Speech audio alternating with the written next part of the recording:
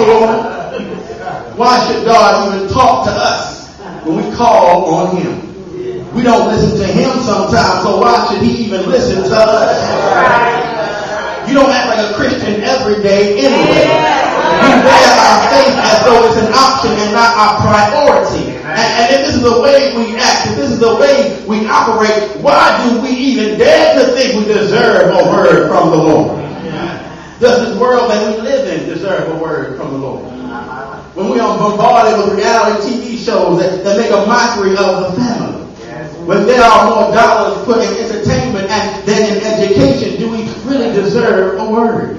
When we've forgotten about God because our lives are so busy, do we even deserve a word? When the White Marsh Church can't even come together 100% for one communion, so do we even deserve a word? Amen, right?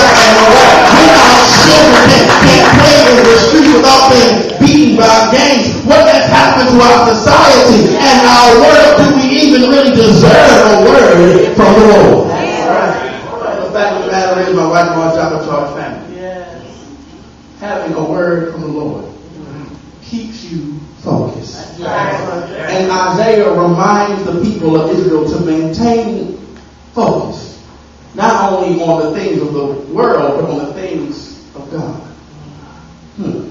With all these things going on around us on a daily basis, there becomes one missed opportunity after another to talk to God.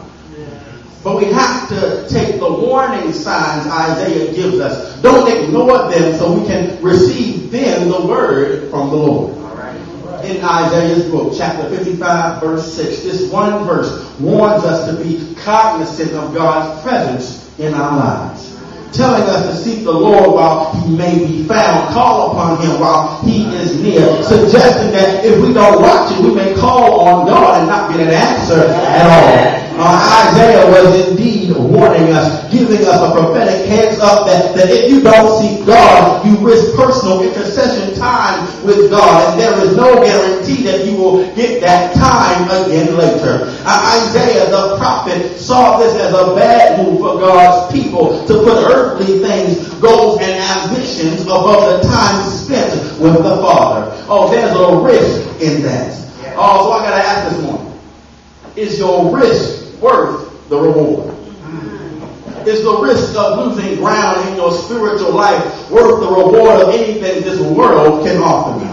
Is the risk of not going to church just so you can sleep in worth the reward of watching the game? Oh, your team is going to lose anyway. Is the risk of dating someone who is not on the same level as you, not on the same page as you, worth the reward of being in a relationship even if you're miserable anyhow? It is the risk of keeping church mess going worth the reward of holding on to the little bit of influence you think you have? It is the risk of walking out greater than the reward of working it out. It is the risk of acting like you're saved on Sunday just so you can act the fool the rest of the week worth the reward of being accepted by your friends and society. I just want to let you know this morning, the risk is not greater than the reward if it involves you going back on what God has already told me to do.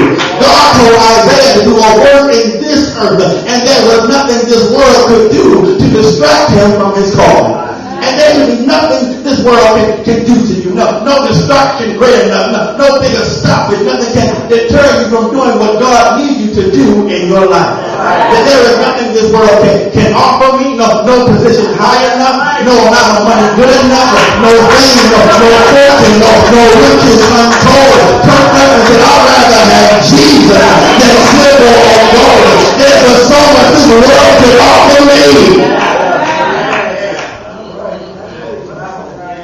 So, unlike many books in the New Testament, this Old Testament book does not offer too much good.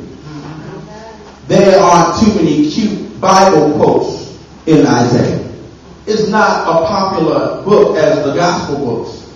It doesn't have any narratives as other Old Testament books.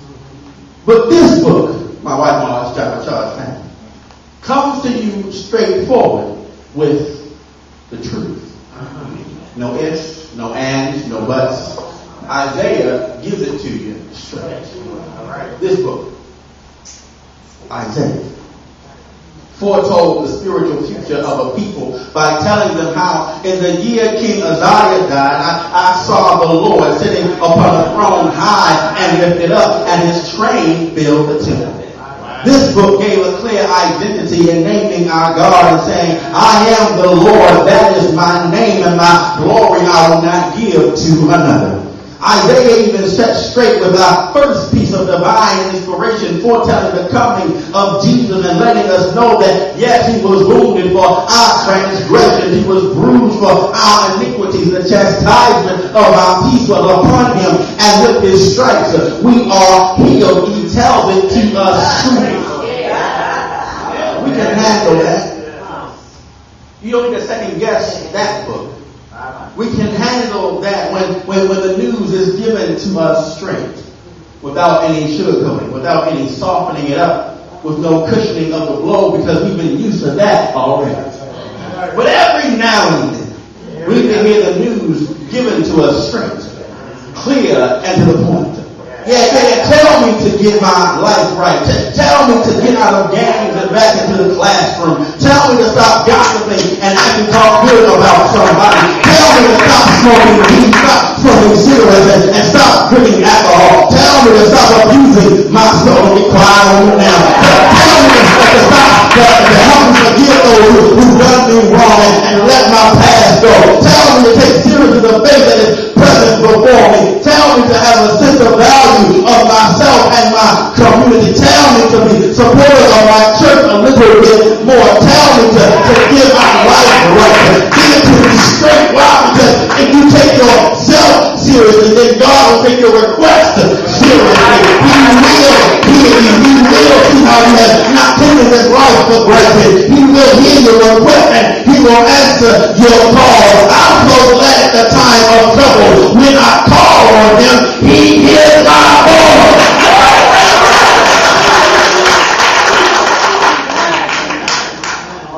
And so the message of the text this morning is that you shouldn't take for granted that you can go to God for yourself.